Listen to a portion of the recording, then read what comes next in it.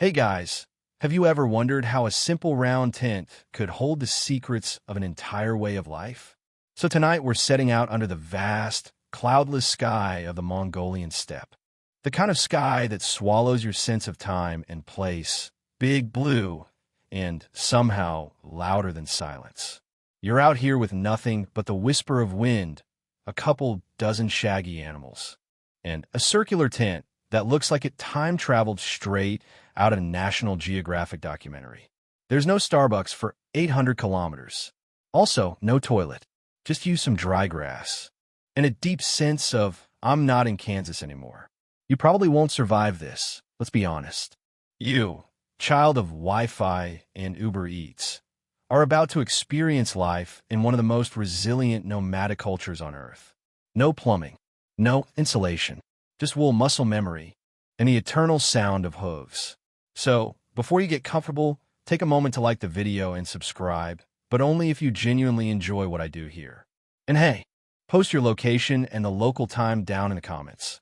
I love seeing where in the world everyone's dozing off from. Now, dim the lights, maybe turn on a fan for that soft background hum. And let's ease into tonight's journey together. You are standing in the center of the steppe, somewhere between Ulaanbaatar and a whole lot of nothing. It's morning, but the air still bites. Your boots crunch frostbitten grass. You squint at the faint curl of smoke rising from a small yurt, also called a gur, and that's where you're headed. It's your first day living as a Mongolian nomad, and it turns out it starts early. The yurt is already stirring with life. You hear the low bleating of sheep and the occasional whinny of horses. A woman steps out, wrapped in layers of woolen deal, brushing snow off a saddle with her elbow. She doesn't wave, but her eyes acknowledge you, curious, maybe a little amused. You're clearly not from here. You forgot gloves. The first thing you notice is how open it all is. The steppe doesn't care about your sense of direction. It just is endless, rolling, hypnotic. Historians still argue whether early nomadic tribes moved because of resource scarcity or by preference, but out here you get it. There's something deeply meditative about space. Not empty, just available. And then there's the silence. Not silence like a library. This is silence with depth. It's broken only by the flapping of a tethered yak-hide door or the wind testing your jacket seams. There's no buzzing, no hum of appliances. Your ears aren't sure what to do with themselves. You shuffle closer to the yurt, which from afar looks small, but up close seems strangely solid. It's framed in a lattice of wooden poles bound together with rope, covered by thick layers of sheep's felt. The top has a small circular opening, the tonneau, that lets smoke escape and sunlight trickle in like a flashlight from heaven. The yurt is positioned deliberately.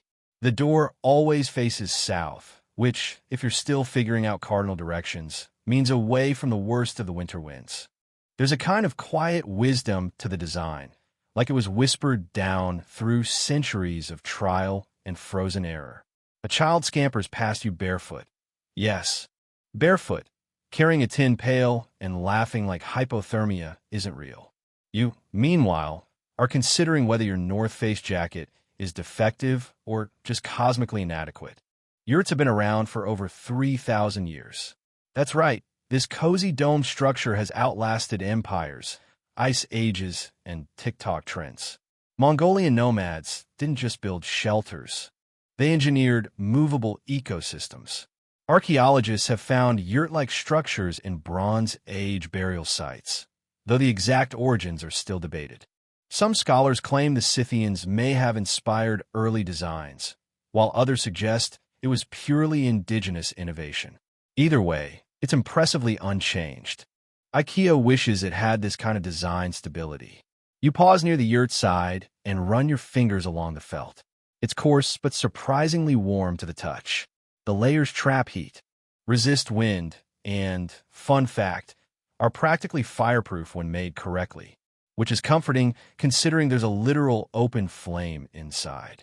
There's a brief moment where everything stands still. The wind hushes. A hawk circles overhead. Somewhere, you can hear the slow bubbling of milk simmering over a dung-fueled stove. And you realize this is it. This is what daily life feels like when you live in rhythm with the land, not on top of it. And then, Just as you're starting to feel mystical and profound, a goat tries to eat your sleeve. You jump. The child laughs again. The wind picks back up. Welcome to the steppe. You're not even fully awake yet, and already they're building a house. Or rather, rebuilding one. This morning's mission, you're told, is to assemble a gur from scratch. You assumed this was an all-day kind of ordeal, like constructing a modern tent with 67 color-coded poles and a confusing instruction manual. But Mongolian nomads operate on different time logic. This entire process will take 2 hours, tops. And that includes tea breaks and mildly judgmental side eyes in your direction when you forget which end of a rope is up. First comes the kana, the wooden lattice wall. You watch as the bundled framework is unfolded like a giant accordion. It clicks into place effortlessly. No screws, no nails, just tension and well-worn muscle memory. The wood is usually willow or birch, sourced from wherever there's enough tree density, which is not saying much out here. Still, it's strong, flexible, and lightweight, just like a good yurt builder ought to be. The frame is circular because of course it is. The circle resists the wind from any direction, heats evenly, and, more poetically, symbolizes eternity. It also ensures there are no corners for bad spirits to hide in, or for you to curl up and nap in, unfortunately. Next comes a door or kalga. It's heavy, rectangular, and usually painted a blazing orange-red, decorated with swirling blue and green patterns.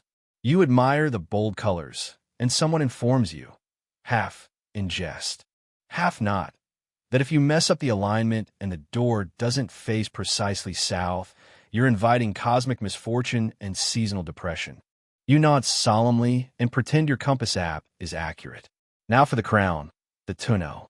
This is the central smoke hole and the spiritual heart of the jar suspended above. It's supported by 2 upright poles called bagana, symbolic representations of the male and female balance, or the sky and the earth, depending on who's interpreting it. Historians still argue whether this architectural philosophy emerged purely from cosmology or from deeply pragmatic engineering. Either way, you're holding the future roof of a family's home, and your fingers are already numb. The roof ribs, or uni, come next, dozens of long, thin poles slotted at one end into the crown and at the other into the wall lattice. They form a perfect radial pattern, like the spokes of a wheel designed by someone who dreams in geometry. As the skeleton of the yurt takes shape, it feels like watching a spider spin a web in fast forward. Except this spider is a team of 3 people with calloused hands and the occasional sarcastic elbow nudge when you drop something. The covering comes last. First, a layer of erk, or inner linen.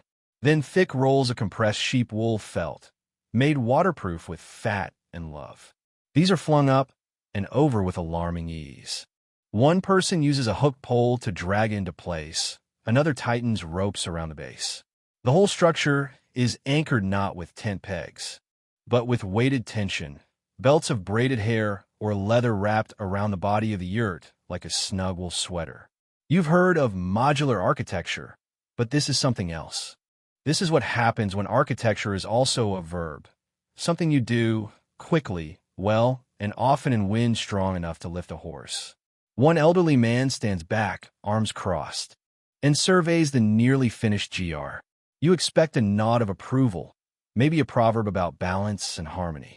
Instead, he points at a rope you tied yourself. It's loose, sad-looking, and gently unraveling like your confidence. You retie it. Twice. Fun fact, an experienced family can pack, move, and rebuild a gur in under 4 hours. And they might do it 10 times a year or more, depending on grazing needs, family alliances, or whether that refuses to commit to a single mood. This mobility isn't just a cultural quirk, it's survival. The landscape changes, so they do too. What fascinates you, though, is the lack of waste. Everything is reusable, replaceable, biodegradable. A collapsed gur isn't wreckage, it's just resting, waiting for its next patch of earth. By the time the felt is fastened and the final ropes are tugged into place, the gur feels alive. Not just standing, but inhabitable, like it's breathing softly in the wind. The smoke hole is uncovered for now, letting shafts of morning light angle into the still empty interior. Later, that light will flicker through rising steam and incense, bounce off copper kettles, and make shadows dance on woolen walls. But for now, it's just potential, a space in limbo between wilderness and home. You step back, flex your sore hands, and realize you helped build a house this morning. Not bad for someone whose biggest accomplishment yesterday was microwaving oatmeal. And yes, you've got a blister, but it's a historical blister. You duck through the low doorway of the freshly built Yurt, and the world instantly shifts. The wind outside dies like a snapped string, replaced by a hushed, wool-soft quiet. It's warm, strangely, almost suspiciously warm. You blink, and for a moment, your brain tries to make sense of this cozy, round cocoon in the middle of an otherwise unforgiving plain. Inside, the light spills downward from the tonneau, casting a halo across the center of the space. Dust dances lazily in the shaft of sun, and a few motes land on your nose, giving you a sneeze warning that arrives just a little too late. You stand there for a moment, quietly stunned. You've entered a world with its own rules, a sacred circle, in both literal and social terms. And yes, there's seating etiquette. Of course there is. Mongolian Yurts aren't just round because of weather. They're mapped like a cosmological diagram that doubles as an ancestral seating chart. You take a slow lap around the interior. There's a central hearth, a small metal stove sitting directly beneath the tonneau. Everything revolves around it. Smoke from dried dung. Yes, it's still burning, that curls up and out, warming the space in a surprisingly non-smoky way. You're beginning to suspect that dung, like duct tape, is one of the universe's secret building blocks. To the north side, opposite the door, rests the family altar. A wooden shelf holds framed photos, small religious icons, and a few slightly melted plastic flowers. This is the honored position, the seat of ancestors and spiritual energy. Never sit here. Just don't. Not unless you want disapproving looks and a quiet conversation about cosmic disruption. Historians still debate how the internal layout of the Yurt developed. Was it spiritual in origin, or did it grow out of practicality? Maybe both. What's certain is that every part of this home has purpose. The eastern half is for men and guests. The western half is for women and domestic tools. It's a domestic yin and yang, a harmony of function and gender roles, complete with the occasional elbow bumping over who's in charge of the butter churn. You notice a pair of boots lined up precisely near the door, facing out. You remove yours and line them up the same way. Small win. It's all about flow. The south-facing door lets in light and luck, and everything inside is arranged to encourage both. Also, you really don't want to trip on a stove that burns above boiling temperature.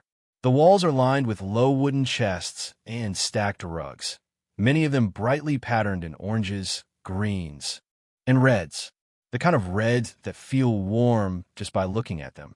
These aren't just for sitting or sleeping on. They're heirlooms, insulation, and back supports in one. There's no clutter.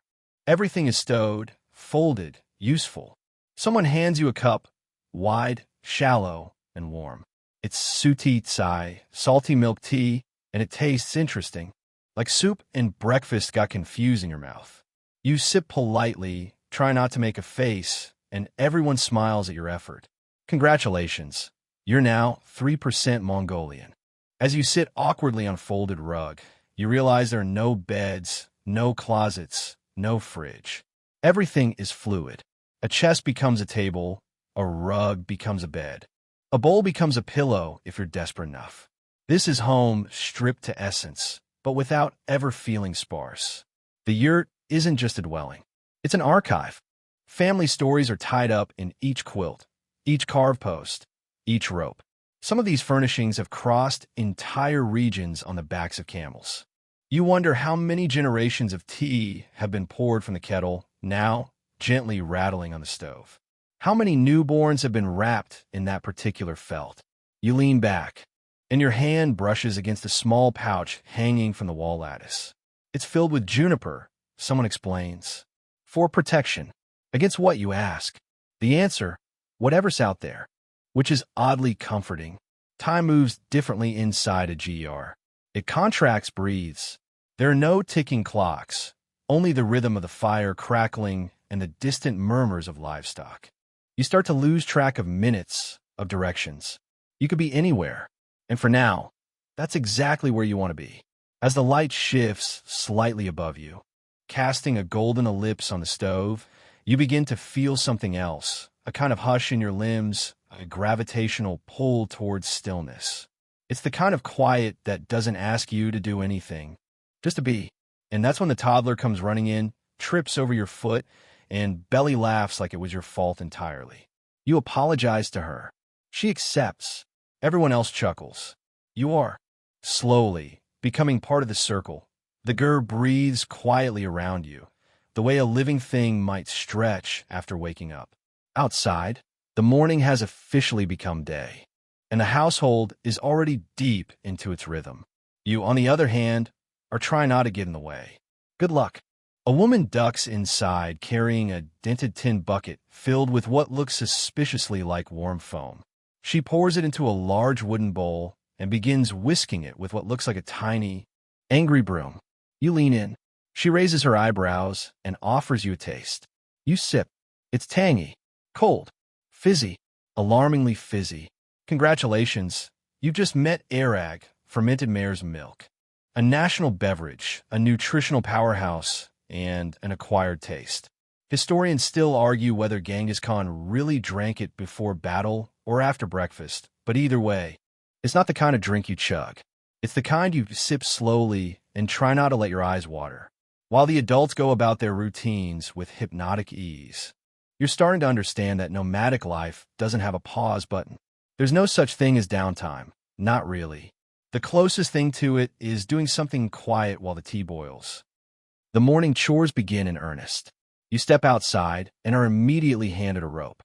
No instructions, just the subtle, universal expression of you know what to do. You do not know what to do. The rope is connected to a horse. The horse is not impressed. You follow a young boy, maybe 10, who is dragging a metal basin across the grass. He's heading toward the herd. It's not fenced. Of course it's not fenced. That would ruin the whole boundless horizon vibe. You attempt to help by coiling rope or uncoiling it, whatever the situation requires. The livestock are semi-obedient, mostly due to generations of conditioning and the occasional persuasive whistle. The goats respond. The sheep ignore you. The yaks simply exist, exuding judgment.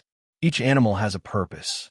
Goats for milk and cashmere, sheep for meat and wool, yaks for just about everything else, including transportation and the occasional wall of warm silence.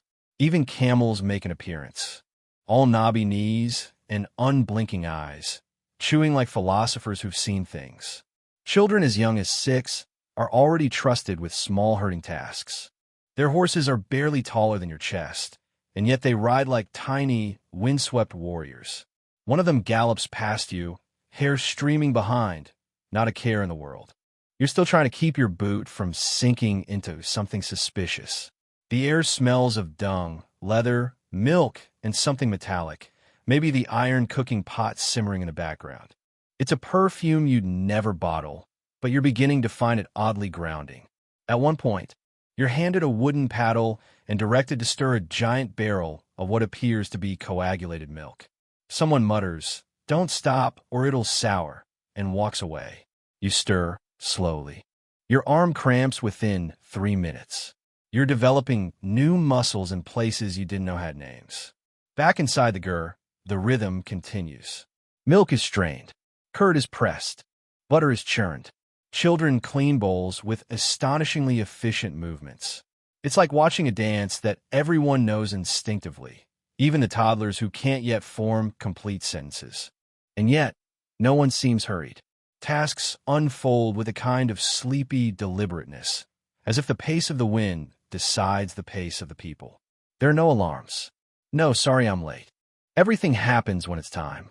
You sit on a rug, drinking your second cup of salty tea, because refusing it would be impolite, and watch a young woman twist yarn from raw wool.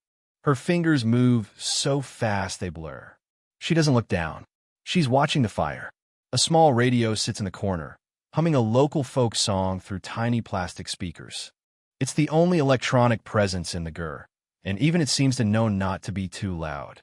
Someone laughs, deep and belly-born, at a private joke about the sheep getting into the onions again. You laugh too, though you're not sure why. It's contagious. It's easy. It's morning on the steppe. Quirky detail, you spot a calendar hanging next to the altar. It's from 2017. The pages are curled, and no one seems in a hurry to update it. Time is fluid here, circular like the walls around you. You're given a warm flatbread filled with curd and maybe a whisper of sugar. You take a bite and suddenly understand why nobody misses supermarkets. The food isn't fancy, but it's nourishing in a way that feels old, like it remembers how to be human. Even now, with the sun climbing high and the chores slowly winding down, you're aware that everything in this world is temporary. The herd will graze. The yurt may move. The weather might change.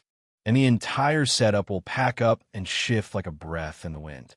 But for now, it's enough to exist in the moment, one sip of mare's milk at a time.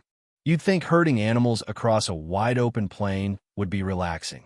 No fences, no traffic, just you, the animals, and enough grass to feed a continent.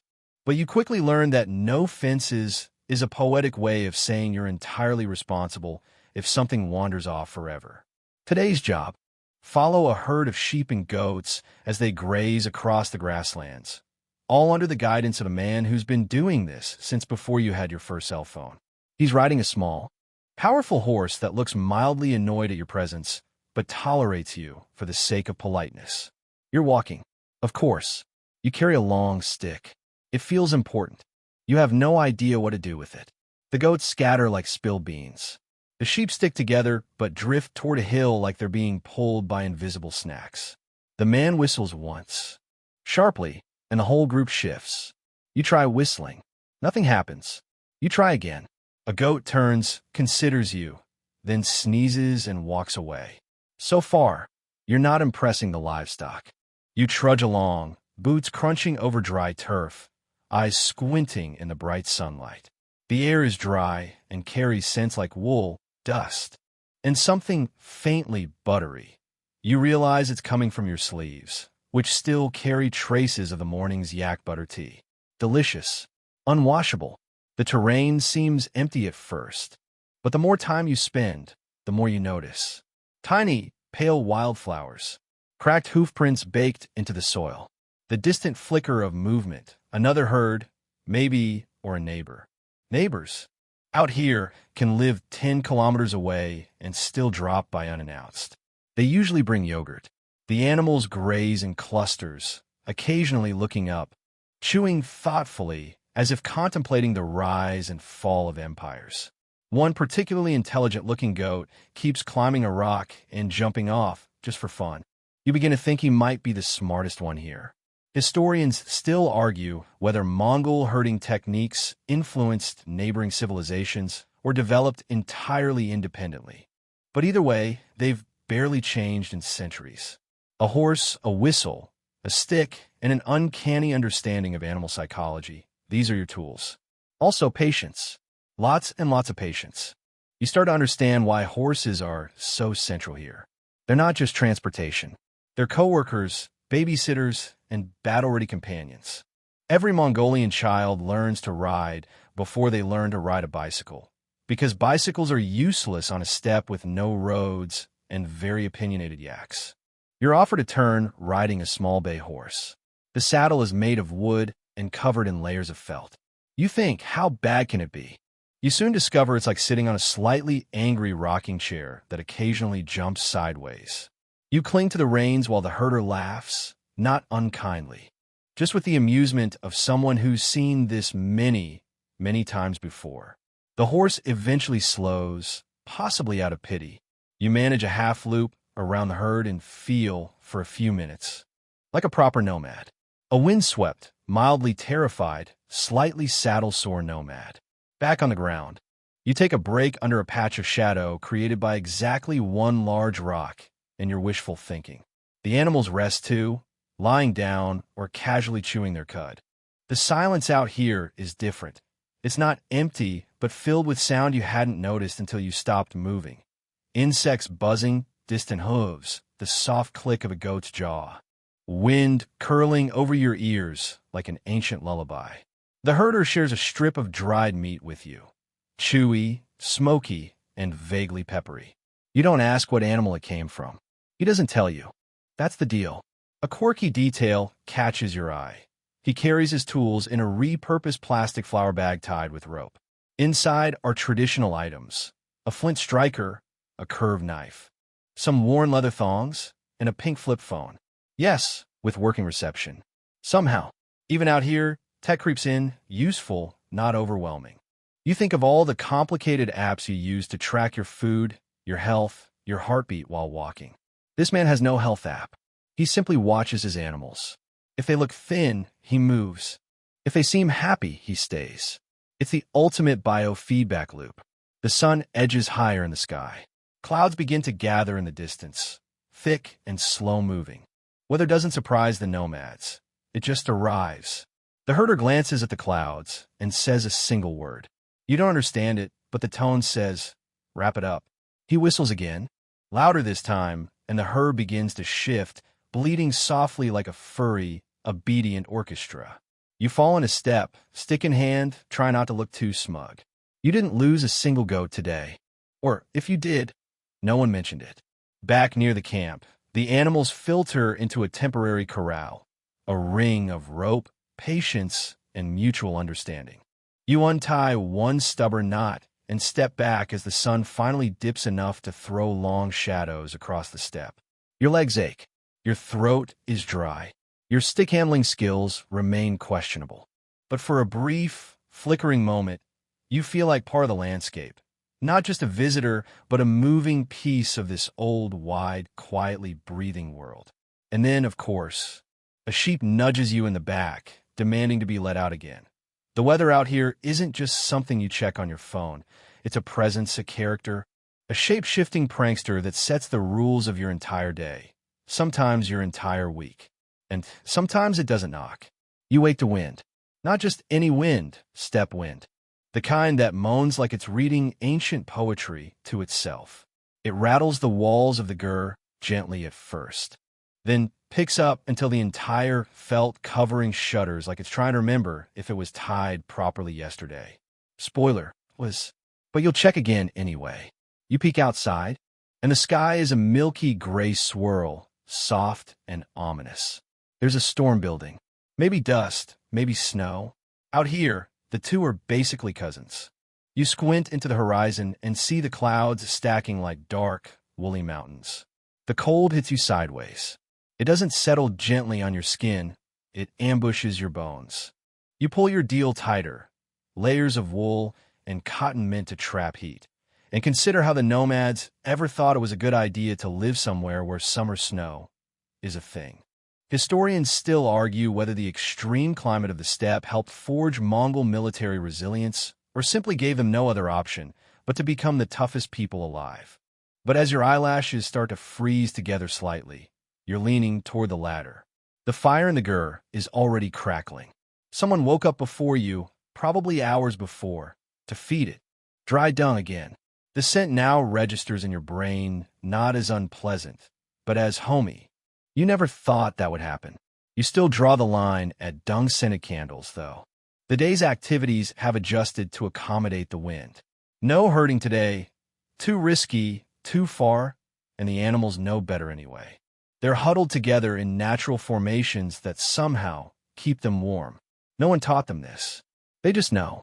You try to stand near them, just for the borrowed body heat. And a yak shifts sideways to block the wind for you. You decide he's your best friend now. Inside the gur, the mood is slower but no less productive. Wool is being carded. Tools are sharpened. Someone is sewing a patch into a felt mat, humming quietly under their breath. The gur is a cocoon. It keeps out the worst of the weather, if not all of it. And here's a fun little quirk.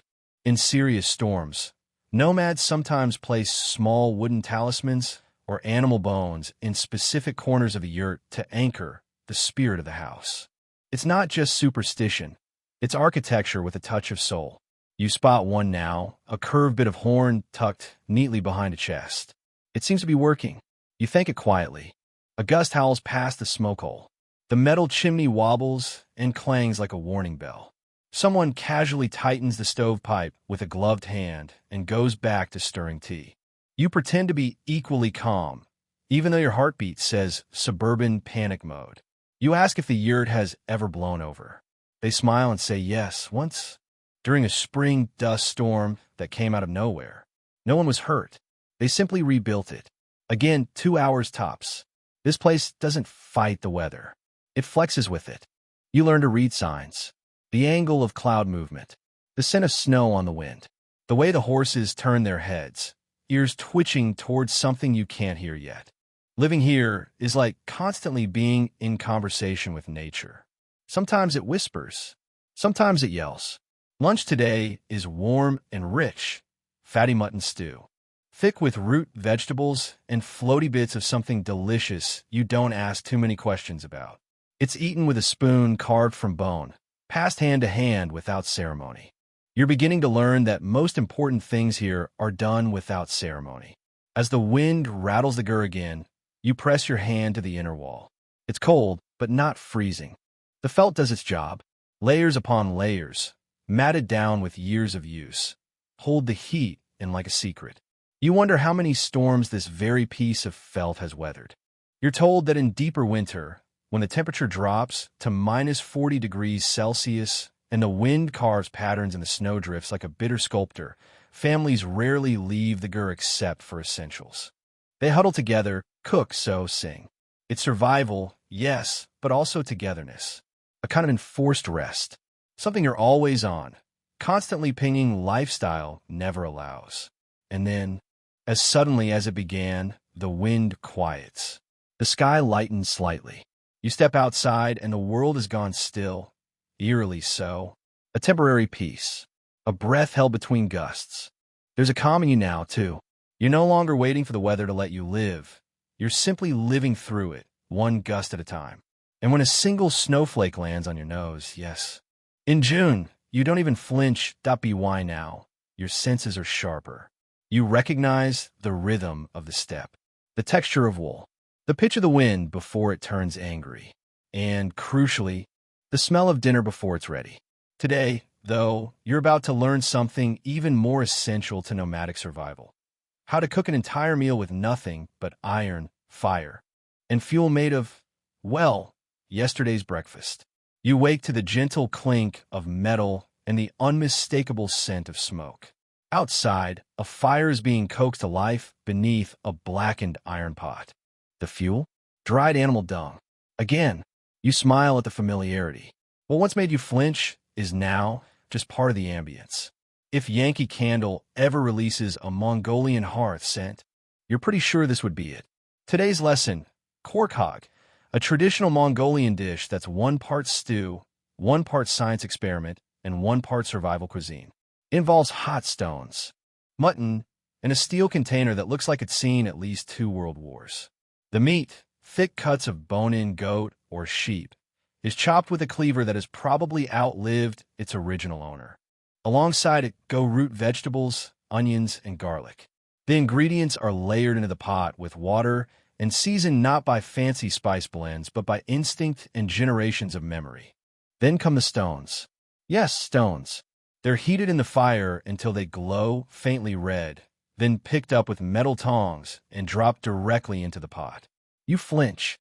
Everyone else barely blinks. The stones sizzle, hissing against the meat, creating an internal heat source that cooks the stew from the inside out. You wonder who came up with this method. Historians still debate its origins. Some link it to ancient hunting parties too far from firewood, others to battlefield cooking when supplies were scarce. Either way, it's brilliant and a little terrifying. The pot is sealed, not tightly, just enough to hold the pressure. The fire is fed, slowly, deliberately. Dung patties are stacked like puzzle pieces, igniting with a low, almost musical crackle. You're handed a fan made from stitched wool and told to keep the flames lively but not chaotic. You try your best. The smoke dances around your face, warm and earthy. Meanwhile, Someone's kneading dough. Wide, flat circles of it are laid over a convex metal pan, turned upside down over the fire. This is bortsog, deep-fried bread that puffs up into golden pillows. You're allowed to try flipping one. It lands half in the fire. They let it go. You're still learning. Inside the gur, bowls and cups are prepped. There are no matching sets, just a lifetime's collection of mismatched metal, ceramic, and occasionally plastic. One cup has a cartoon panda. Another is an old soup tin. Nobody cares. Everything works. As the stew cooks, the pot begins to rattle gently, steam whispering out of the lid. It smells like meat and smoke and something almost sweet. The waiting is part of the ritual. No timers, no alarms, just listening, watching, trusting the fire to do its work. Quirky moment. One of the younger boys shows you how they polish the hot stones before putting them in the stew. Not for sanitation, though that helps, but because after dinner, the stones are handed around the circle. You're told to hold one in your palm. It's warm, smooth, deeply comforting, like holding the memory of the meal. Some believe these stones absorb not just heat, but spirit. The pot is finally unsealed. A wave of steam escapes like a magician's trick, carrying with it the richest, most mouth-watering scent you've smelled since arriving. You suddenly remember you haven't eaten anything today except a suspiciously sour dairy product and half a cup of salty tea. The stew is ladled into bowls. Chunks of meat, soft potatoes, slices of carrot, and glistening fat. You're handed your portion along with a piece of bortsog and a smile. You eat slowly, savoring each bite. It's not just food, it's an entire afternoon, cooked down into flavor. Everyone eats together. No kids' table. No seconds until everyone's at firsts. The dogs circle politely, waiting for scraps that will inevitably come.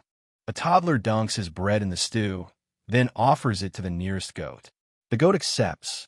Nobody stops them. The conversation is soft and steady.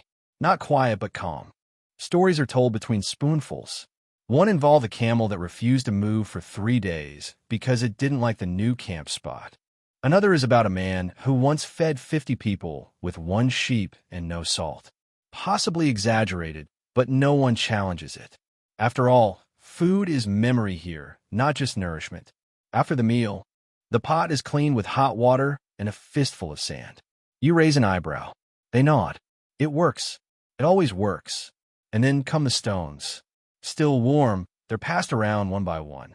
You hold yours close to your chest, the heat seeping through your shirt. It's not about warmth, not really. It's about holding something ancient. Shared. Simple. You lean back, full in body and spirit, and exhale.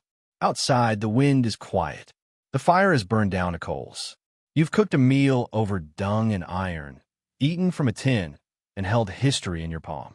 And somehow, that's the best dinner you've ever had as twilight brushes across the steppe like a cool, violet-tinted sigh. You hear music. Not from a phone. Not from a speaker. It's older than both. And louder than you'd expect from something so personal. The sound rises in a low, resonant hum, then splits impossibly into 2 distinct tones. One holds steady, deep as earth. The other flutters above it like birdsong on a wire. You turn slowly toward the source and find yourself face to face with a man sitting cross-legged on a rug, eyes half closed, lips barely parted. He's throat singing. Kumiai. You sit down carefully. Everyone else already has. The firelight flickers over their faces, casting shadows that dance in time with the music. No one explains what's happening. They don't need to. This isn't a performance. It's not even entertainment. It's participation with the land, with memory, with breath itself. Kumiai is less about melody and more about presence. You feel it in your chest. A vibration, like standing near a train that hasn't quite arrived yet. Historians still argue about the exact origins of throat singing. Some say it began as a way for herders to communicate across long distances. Others believe it was ritualistic, used to mimic the wind, the river, the call of spirits hiding in the valleys. Whatever the truth, it's always been a bridge between body and environment. A duet with nature. The song shifts, now slower. The singer cups his hands near his mouth, subtly changing the shape of the sound. The high overtone becomes more pronounced, a kind of metallic whistling that floats above the drone. You close your eyes, and suddenly you're somewhere else. A river, a cave, a memory you don't own. And then another voice joins in. Softer, younger. A boy. He's barely a teenager, but his harmony slides effortlessly into the sonic landscape like it was always there. The two tones intertwine, not quite overlapping, but circling each other like curious animals. The women join next, not with kumiai, but with a long, lilting folk melody. It's slow, measured, and utterly hypnotic. The lyrics tell of horses lost in a snowstorm, of fires lit in early morning darkness, of promises made under stars. You don't understand the words, but you understand the ache. Homesickness, even while home. Music here isn't genre-bound. There are no set lists. One moment someone is humming, the next they're clapping gently in rhythm, tapping a wooden bowl with the side of a spoon. Every sound is fair game. If it makes rhythm, it makes sense. A girl brings out a mare, the horsehead fiddle. She tunes it with the same casual grace you've seen her use to tie knots and braid wool. The bow is strung with horsehair. The instrument itself, shaped like a rectangle with a carved horse's head at the top, groans out its first note like the opening of a story. Deep, languid, slightly mournful, she plays slowly. Each note stretches into the air, catches the last of the firelight, and hangs there. The melody she coaxes from the strings is unlike anything you've heard before, somewhere between cello and wind chime, sorrow and lullaby. The horse is in the room now, galloping across memories you didn't even know you had. And here's a quirky detail. The mare isn't just symbolic. Many Mongolian families believe the instrument carries the spirit of a horse. It's not decoration, it's reverence. It's mourning, too. Some say it was first played to honor a beloved stallion that died too young. Every note since has been a kind of elegy. The group leans in closer, not physically, but spiritually. The music isn't loud, but it fills everything. You notice the animals outside have gone still. Even the wind has paused. Or perhaps it's simply listening too. One of the elders begins to sing something closer to a chant. His voice is gravelly, slow. The words come out with space between them, like each one had to walk from a far place to be spoken. You don't ask what it means. You just let it carry you. The fire snaps. Someone throws in a twist of dried herbs. The smoke curls upward, fragrant and slightly bitter. You breathe it in and feel your muscles slacken, your breath deepen. The last note fades, not like a concert ending, but like a candle going out, gently, as if the music had somewhere else to be. No one claps. No one needs to. For a long moment, everyone just sits. In the silence that follows, the gur feels suspended, neither day nor night. Earth nor sky, thought nor sleep, just warmth and presence. You realize this is how stories were passed. This is how memory survives. Not in books, not in documents, but in sound, in vibration, in voices that rise from dust and dusk to say, we were here. We still are. You don't say anything. You don't need to. You just listen. The morning after the music feels like waking from a dream you didn't quite want to leave. The sun hasn't crested the horizon yet, but the air inside the gur is already alive with rustles, murmurs, and the soft creaking of floorboards that aren't there. You stretch, yawn, and nearly knock over a tin basin. A child snickers. You're part of the household now, which means your clumsiness is fair game for entertainment. You accept this with grace and mild humiliation.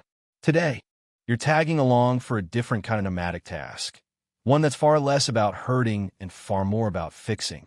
The gur, like all living structures, needs maintenance. And when your house is built to be packed, moved, and rebuilt dozens of times a year, you learn to see wear and tear not as a problem, but as a built-in feature.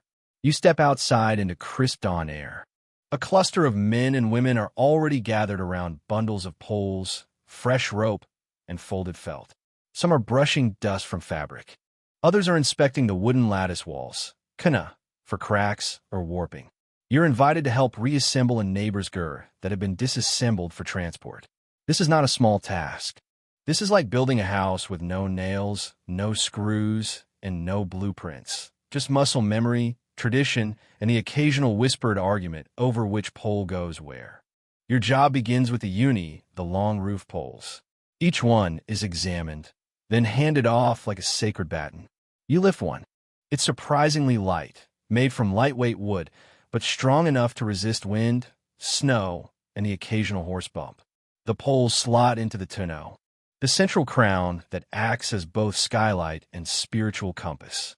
It's balanced atop two upright posts and held steady by, well, mostly physics and prayer. As the poles are added, the structure begins to resemble a giant wheel. It's beautiful, simple, timeless. Historians still debate the deeper symbolism of Gur architecture. Was the circular shape intended to mimic the cosmos? Was the tonneau a reflection of the sun, or a functional chimney that just happened to align with Mongolian cosmology? The answer is probably yes. Ropes made from twisted animal hair are lashed around the frame, pulled tight, then tightened again. The tension is key. Too loose, and the whole thing collapses in a strong wind. Too tight, and the felt coverings won't breathe, which leads to a soggy, smoky interior. You are told this several times, and wisely, you don't volunteer to do any of the knotting. The felt comes next. Giant rolls of thick, woolly fabric are hoisted up and over the frame with practiced ease. It's heavy. Each one could smother a bear, and yet the process is elegant, almost choreographed. Everyone knows where to step, when to lift, where to let go. Your role becomes holding a wooden mallet and pounding in the ground stakes. You aim for stoic usefulness. You hit your thumb once. The toddler from yesterday laughs again. Quirky moment. One man wears a baseball cap emblazoned with a New York Yankees logo while expertly tying a silk ribbon to the tonneau for good luck. It's a delightful contrast. The old and new, sacred and commercial. Horsehair rope and polyester hat, living in harmony. You ask how long the whole process takes. Depends, someone says. Today it takes just under 2 hours. An entire home, rebuilt from memory and muscle, ready to welcome life again. Inside, they arrange the furniture exactly as before. Chest to the west, altar to the north, stove in the center. It's not just habit, it's meaning. Repetition as ritual. You help spread rugs across the floor, smoothing out wrinkles, lining up edges. One of the rugs is patchworked from older pieces frayed. Sun-bleached, but clearly loved. It tells its own story. A worn corner, a stitched repair, a small burn mark shaped like a flower. Everything matters. By midday, the new Gur feels lived in. Someone's already boiling tea. A boy naps on a folded blanket in the corner. A cat appears from nowhere, curls up in a sunbeam, and refuses to move. You envy its priorities. You sit on a low stool and sip your tea, watching the light filter down through the tonneau. The air smells like dust and smoke and wool. It's quiet, not because nothing is happening, but because everything is complete. This isn't just architecture. It's philosophy, a way of seeing the world as temporary but precious, movable but rooted in memory, fragile but built to last. Back home, you think of foundation stones and mortgages. Here, the home lives with you. It moves as you move. It adapts. It forgives. You glance over your shoulder and watch the family settling in. The youngest hangs a drawing near the altar, a horse with way too many legs. No one corrects him. You lean back, fingers still smelling faintly of wool and sun-warmed rope, and realize something. Permanence isn't about bricks. It's about belonging. And for today, at least, you belong. By now, you've learned the basic mechanics of life in a Gur. The way the door always faces south. The way tea is offered before questions. The way silence often says more than speech. But today, you're going to see something different. Less visible, more private, a different kind of ritual. It begins with a birth. Well, the preparation for one. You've been invited, gently and with great trust, to spend time with a family expecting a child in the next few weeks. In the West, this would probably involve a baby shower, a registry, some unfortunate cake. Here, it involves fleece, boiling water, and the slow art of weaving good fortune with thread and gesture. The expectant mother sits on a low cushion near the stove. She moves slowly now, her hand resting on her belly, but her eyes are sharp. She's making small felt toys, simple animals, stitched by hand from leftover wool. A tiny camel, a horse with uneven legs, a sheep so fluffy it looks like a cotton puffball on legs. These are not just toys, they're charms. Each is believed to carry blessings, speed, strength, resilience, calm. No one says it aloud, but everyone watching knows. This child will be born into motion, into dust and wind and hooves. These little shapes will be among their first friends. You offer to help. You're given the task of stuffing one of the camel toys. You try not to overfill it. You fail. It looks slightly haunted. Everyone politely ignores it. Nearby, a grandmother is boiling herbs. The scent fills the gur, bitter, cleansing, earthy. Sage, maybe.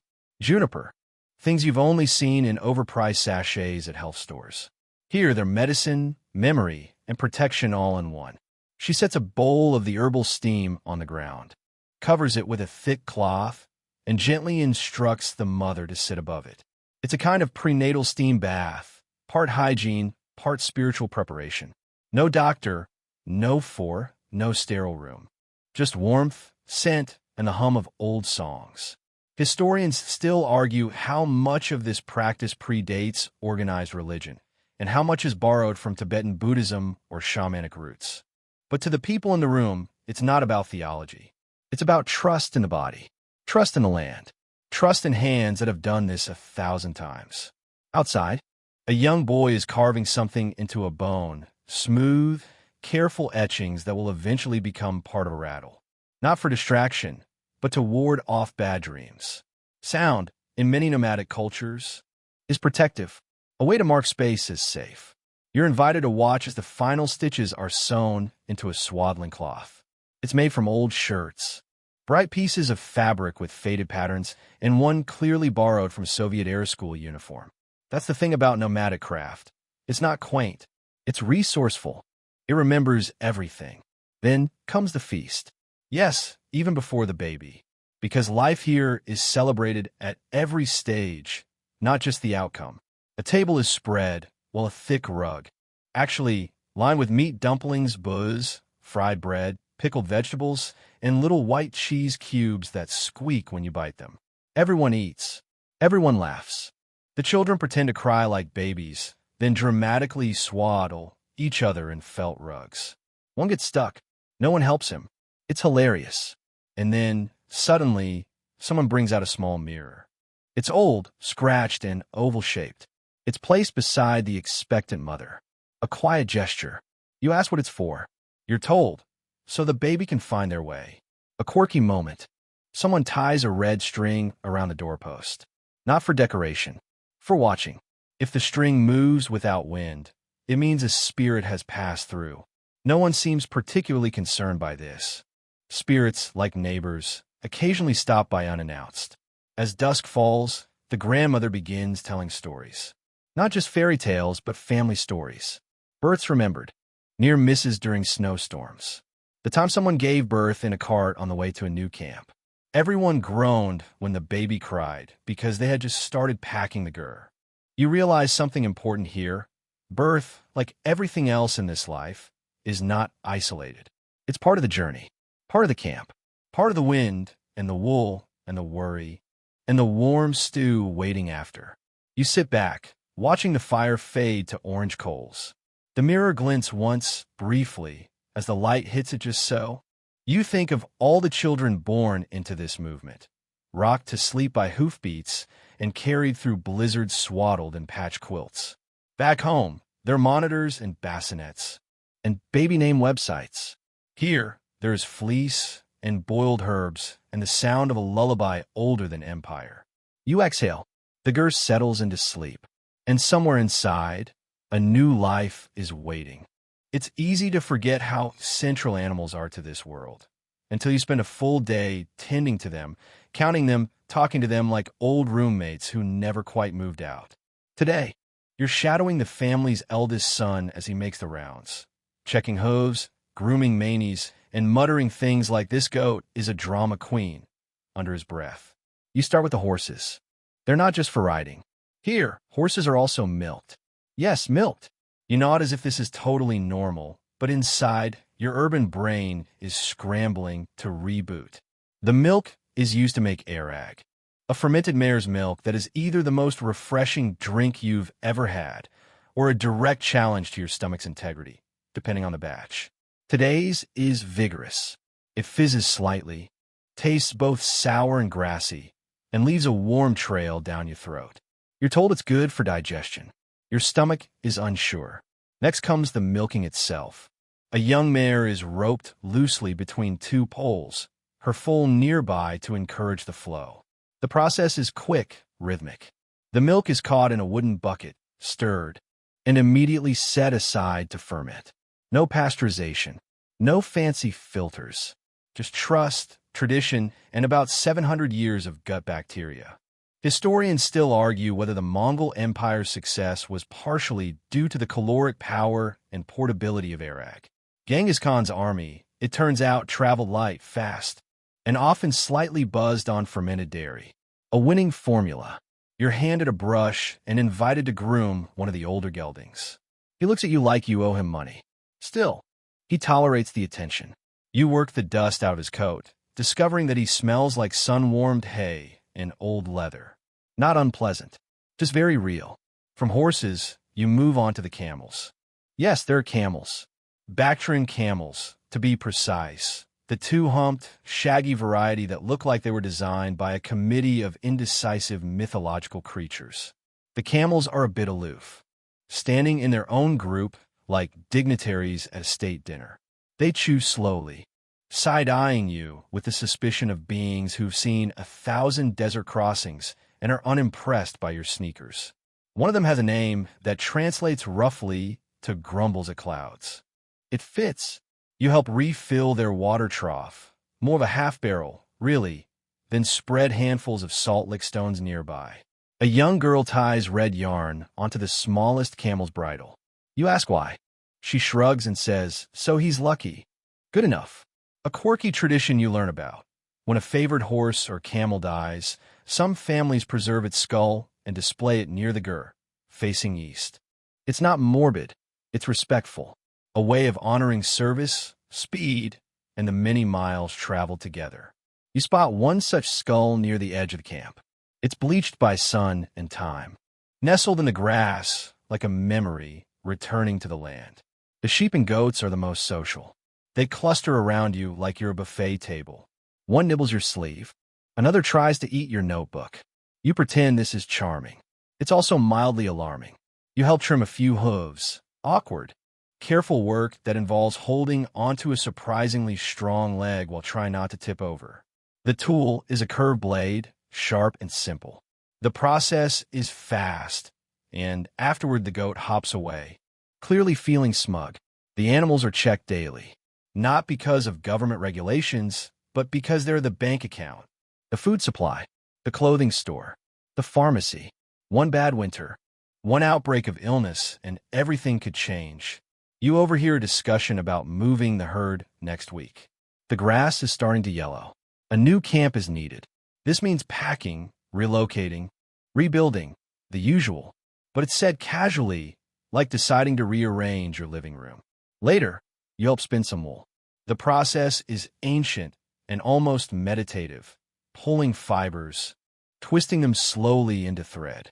You're no good at it, but the rhythm is soothing. Beside you, an older woman spins without looking, her eyes on the hills, her hands moving by memory alone. You wonder if she's counting animals in her head, or planning dinner, or remembering a horse that used to gallop just so. As the sun dips low, the animals are guided back toward the camp. No shouting, no fences, just gentle prodding, familiar sounds, and the quiet understanding between species who've lived side by side forever. You sit down in the grass as the last goat hops by. The air is full of movement, wings overhead, hoofbeats fading, distant barking. But somehow it all feels like stillness, like the end of a song that never really had a beginning. You think of all the tools used today, a brush, a blade, a bowl. None of them plastic. None of them plugged in. Just enough. Just right. And as the stars begin to appear, sharp, bright, infinite, you realize you've spent an entire day doing nothing important by your usual standards. And yet, everything got done. You wake to quiet. Not silence, never silence here, but a kind of ambient hush, like the world is holding its breath before exhaling another day. Today, you're learning about healing. Not hospital healing, not white coats and lab tests, but healing as it's been practiced for centuries, earthborn, spirit-woven, and passed down more by story than textbook. It starts with a visit. A woman from a neighboring gur has arrived. She walks with a slight limp, and everyone greets her with warmth and a sort of unspoken attention. She's here to see the camp's emchi, a healer. Not quite a doctor, not quite a shaman, but something in between. You're invited to sit in, so long as you stay quiet and respectful. The healer is a man in his 70s, small-framed, wrapped in a deal so patched it looks like it tells stories of its own. He doesn't speak much. He gestures. He touches. He listens, not to words, but to posture, to breath, to what's not being said. He begins with a series of light taps along the woman's shoulders and spine, then places both hands on her lower back and closes his eyes. No machinas. No questions about insurance. Just presence. He hums low, steady. Not quite a chant, but rhythmic. Calming. The sound vibrates more than it projects. Everyone seems to understand this is part of the diagnosis. You're told this form of healing combines elements of Tibetan medicine, folk practice, and animist philosophy. Herbs are used, yes, but so are stones, metals, pressure points, and music. Healing is considered holistic. If your sheep are unhappy, you might be too. Historians still debate whether Mongolian traditional medicine emerged independently or absorbed techniques from the Silk Road's traveling physicians. Likely both. This is a land that doesn't close doors. It just leaves the flap open for whatever the wind brings. After the assessment, the healer produces a small leather pouch and pours out what looks like a mix of dried roots, berries, and flower bits. Some are crumbled into hot water for tea. Others are packed into a cloth and tied tightly to form poultice. The scent is earthy, pungent, oddly comforting, like old wood and mint. He applies the poultice to her hip, securing it with a strip of woven cloth. Then he places a small bronze bell beside her and rings it once. Not loudly, just a chime. A call, perhaps. To what? You're not sure. A corky aside. Nearby, a child is making their own healing kit out of a tin cup, some mud, and a piece of goat fur. They administer it to a half-broken toy. The patient survives. You ask if the healer ever uses modern medicine. The answer is yes, when needed. Antibiotics are kept in a small box beside the hearth. But they are a last resort, not a first response. First, they try the land. Then, maybe the pharmacy. After the woman leaves, walking a little straighter, you help gather herbs with one of the older children. You learn their names in both Mongolian and gesture. This one soothes the stomach. That one eases coughs. That bright yellow one is not for eating unless you want to hallucinate your ancestors for the next 5 hours. The child hands you a satchel of dried leaves. Good for dreams, they say. You believe them. Back at the gur, a small fire is lit not for warmth, but for cleansing. Resin is tossed onto it, producing thick, fragrant smoke. A woman circles the room, wafting it toward each corner. She murmurs something under her breath. A prayer? A poem? Either way, it settles the air. Later, you're invited to try a traditional massage. It involves firm strokes, elbow pressure, and a surprising use of heated stones rolled gently along your spine. You go in skeptical. You leave feeling like you've been pressed into the shape of your best self. Another healing method you see, singing. A woman with a rasp in her voice sings lullabies to no one in particular while grinding herbs. She says it keeps the medicine calm. You don't question it. You notice that no one here seems afraid of aging. Wrinkles are not erased. They're honored. Each one a mark of survival, of adaptation, of laughter under two bright skies. The elders are sought, not stashed away. They carry knowledge in their joints, their scars, their silences. As night falls, you sit beside the healer and ask, What's the most important part of getting better? He considers this for a long moment, then says, believing you live inside something that wants you to heal. You blink. That's not what you expected. But as you watch the firelight dance across the felt ceiling, hear the wind begin its nightly song, and feel the steady beat of your own heart against a cushion filled with goat hair, you understand. Healing isn't just about fixing. It's about belonging to people, to stories, to a land that wants you well enough to carry on. And in this tonight, that's exactly what you are. You rise today before the sun, before the first pot of tea has boiled, before even the roosters, though to be fair, one of them is currently perched on a sleeping dog and has forfeited his right to be taken seriously. There's a quiet sense of anticipation in the air. Today is a moving day. It's not abrupt, not rushed, just part of the cycle, like trimming hooves or stitching a saddle. The grass in this part of the steppe has thinned. Time to find a new camp. Same sky, new horizon. You eat quickly, a bowl of hot, milky tea with crumbled bread. Everyone else is already in motion. Blankets folded, saddles inspected, children doing their part by mostly staying out of the way. It's efficient without being frantic. You can feel the rhythm of centuries in the way things are packed. You're handed rope and given a job, helping disassemble the gur. You know the steps now. Untying the roof poles, unfastening the felt, collapsing the lattice walls like a giant wooden accordion. Each piece has a place. Each knot has a reason. The structure comes down faster than it went up. Within an hour, it's gone. In its place is a circle of flattened grass, a few stray feathers, and the faint outline of a home that no longer exists. Yet everything is accounted for, loaded onto carts, lashed to camels or yaks, or in some cases, beat-up Soviet-era trucks that look like they've been legally dead for decades, but still refuse to stop working. Historians still argue how early nomads perfected such portable architecture. Some believe the design of the gur inspired early siege tents. Others trace similar designs to Central Asia's prehistory. What's certain is this: nothing about it is accidental. It is a structure of elegant minimalism designed for a life in motion.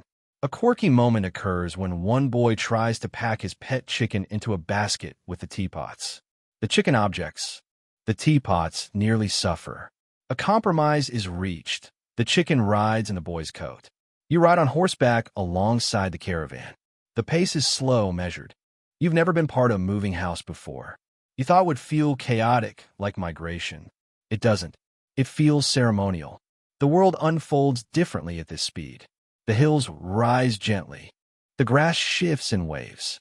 The soundscape is hypnotic, clinking pots, the creak of wooden frames, the occasional bleat or neigh, and the wind humming through your jacket like it's tuning itself to your mood. As you ride, stories are told. Not loudly, not to entertain, just shared. Someone mentions the last move, where a sudden storm forced the entire family to rebuild the gur in the dark. Another tells of a lost sheep that returned on its own 3 days later, annoyed but unharmed. These aren't just anecdotes. They're breadcrumbs, ways to remember the road. Lunch is eaten in a dry riverbed, cold dumplings, dried meat, hard cheese. You sit on a rolled rug and sip tea from a slightly dented thermos. It tastes like comfort and dust. In the afternoon, the new sight comes into view. A gently sloping hill with a spring nearby and enough flat space for the herd to graze. It's perfect, not because it's spectacular, but because it's enough. The elders nod. Decision made. The process reverses itself. The frame goes up. The felt is unrolled. Rugs are unfurled and beaten clean with sticks. By sundown, the gur is back, almost like it never left. And just like that, life resumes. The animals are herded nearby. The fire is relit. A pot is hung. You wash your hands with water poured from a tin kettle into a shallow bowl. Everything is clean in a way that has nothing to do with sterility and everything to do with presence. You sit with the family outside the new gur, watching the stars appear one by one. No lights here. No distractions. Just firelight and memory in a sky that looks exactly the same as it did 1,000 years ago. Someone leans over and says, "Good spot, huh?" You nod. You don't say it, but you're thinking, I would have followed you anywhere. Another day, another hill, another perfect middle of nowhere. And yet, you feel more grounded than you ever did in one place. Because maybe it's not the ground that makes a home. Maybe it's the people who move across it. The next morning, your muscles are sore in places you didn't know could ache. And your hands still smell faintly of wool and wood smoke. But there's no time for pity. Today is a festival day, not a national holiday, not a big, choreographed event with sponsors and hashtags. This is a small, local celebration tied to the lunar calendar and the end of a herding cycle.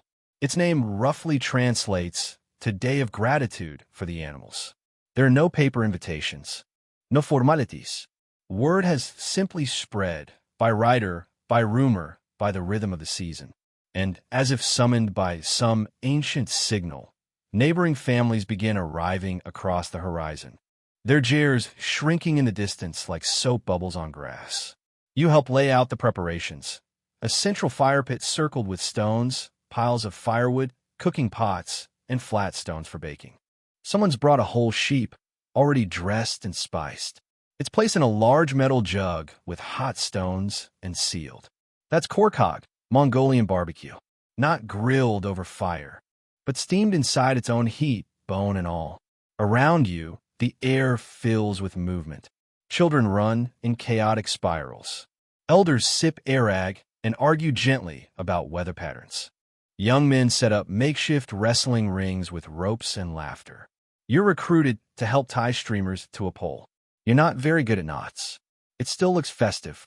Wrestling, you learn, is no mere sport here. It's tradition. Mongolian boke has been practiced for centuries, with rules that prize technique, endurance, and sometimes the perfect shove at the right moment. There's no weight class, no time limit. Only one rule. Don't touch the ground with anything but your feet. The first two wrestlers begin. They bow, then slap their thighs and raise their arms like eagles, an imitation of ancient warriors summoning strength. You try the move later in private. It looks less like a warrior and more like someone panicking about a bee. As the matches unfold, someone sets up a long board for ankle bone games. You investigate. Tiny bones, actually sheep knuckle bones, are flicked with startling accuracy toward a target. It's part marbles, part billiards, part ancient reflex training. Children are frighteningly good at it. A quirky moment. One teenage girl shows up in a Hello Kitty t-shirt and traditional deal robes, then proceeds to defeat 3 boys in ankle bone games without ever putting down her juice box. You wander among the jars, admiring the variety in decoration. Some have carved door frames. Others sport painted motifs of horses, sunbursts, or clouds. One even has a plastic flamingo tucked behind its stove. Every family has left a mark. Food begins to arrive in waves. Dumplings stuffed with mutton and onions, fried breads dipped in clotted cream, boiled root vegetables seasoned with nothing but warmth. You're given a bowl of soup and warned not to drink it too fast. It's made with bone marrow, and you'll miss the flavor if you rush. You sip. It tastes like comfort distilled. Historians still debate the origins of some of these dishes, whether they were Mongol inventions or adaptations from Chinese, Russian, and Persian influences. But here, no one's concerned with provenance. Only presence. A short ceremony is held at dusk. It's simple. A handful of milk tossed into the air, a quiet toast to the sky, and a few words spoken facing east. No microphones. No stage, just gratitude. For animals, for grass, for warmth, for another successful year of survival in a place that offers no guarantees. You find yourself beside the eldest member of the gathering, a woman who says she's 94, though no one seems sure. She leans on a cane carved from birch and tells you this. We move because the earth moves. We eat because the animals walk. We laugh because we're not dead yet. That's enough. You nod. It is. As night falls, the songs return, those low, shared melodies that blend into the crackle of fire and the occasional, very off-key harmony. Someone breaks out a mournkoer again.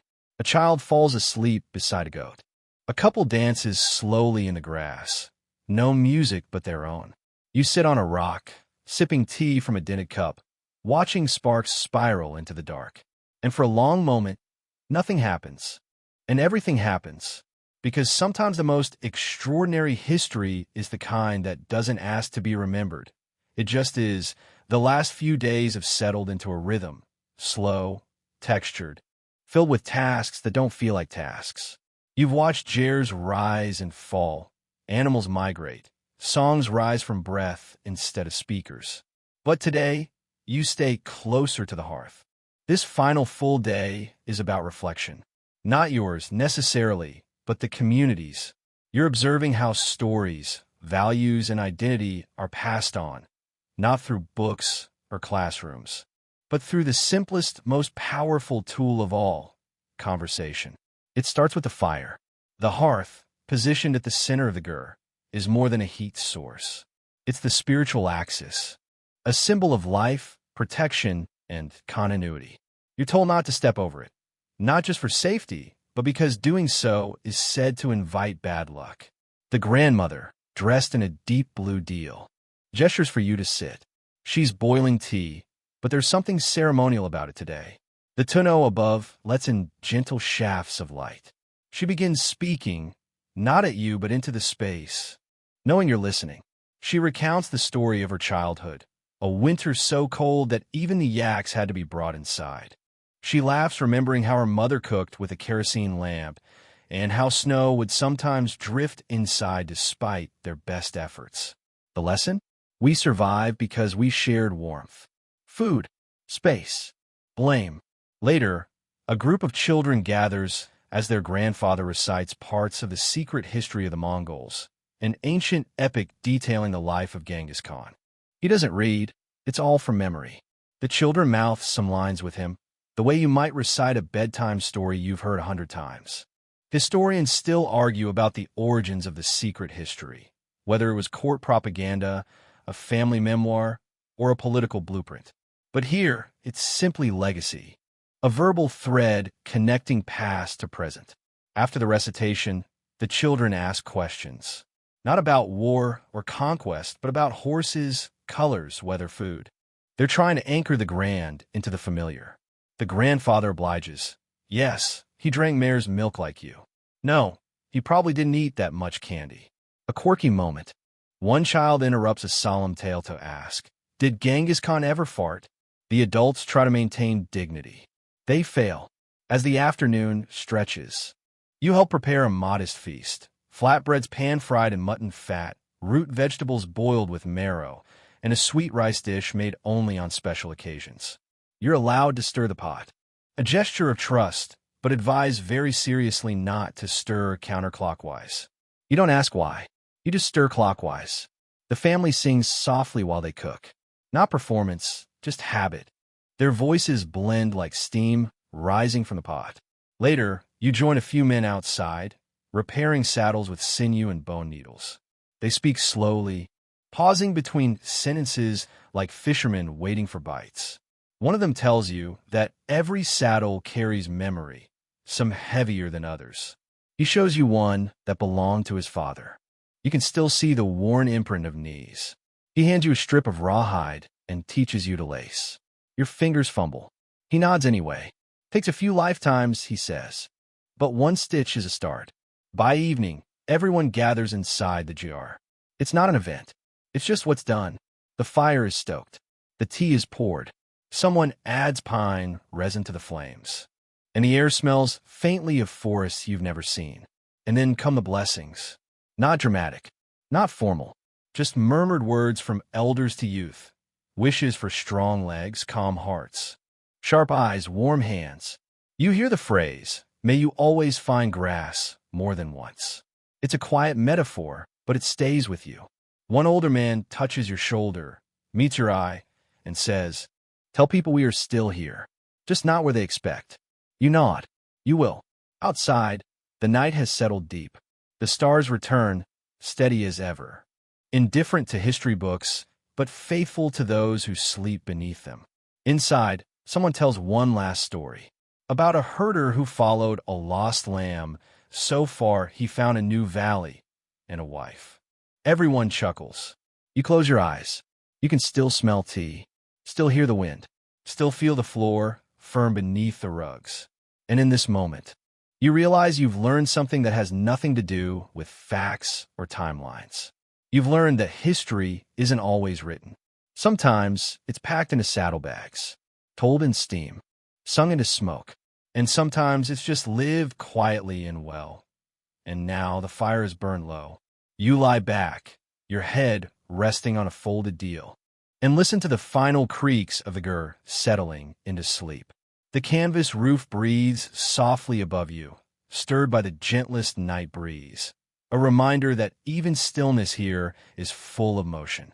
Outside, the animals have gone quiet. The herd huddles under a sky powdered with stars, while the distant cry of an owl echoes over the hills. Somewhere near the stove, someone turns in their sleep, and the soft clink of a teacup meeting would echoes like a lullaby. You let your breath slow. The scent of wool and embers lingers in the air. Every muscle in your body remembers the day, the work, the laughter, the warm bread pulled apart by hand. You carry them now, not as tasks or memories, but as warmth inside your bones. The gur holds you, not just the felt and wood, but the stories, the rhythm of life that welcomed you in, the quiet dignity of a world that asks for very little but gives everything. The stars overhead look exactly the same as they did centuries ago, and the people beneath them, still moving, still building, still singing softly to the wind. As your thoughts begin to fade, like hoofprints smudged by rain, you realize you were never just watching history. You were part of it. So let go now. Let the chill stay outside, the fire stay lit a little longer, and the voices you heard tonight drift back like gentle echoes. You're safe, you're warm, and you're home, at least for tonight. Sleep well.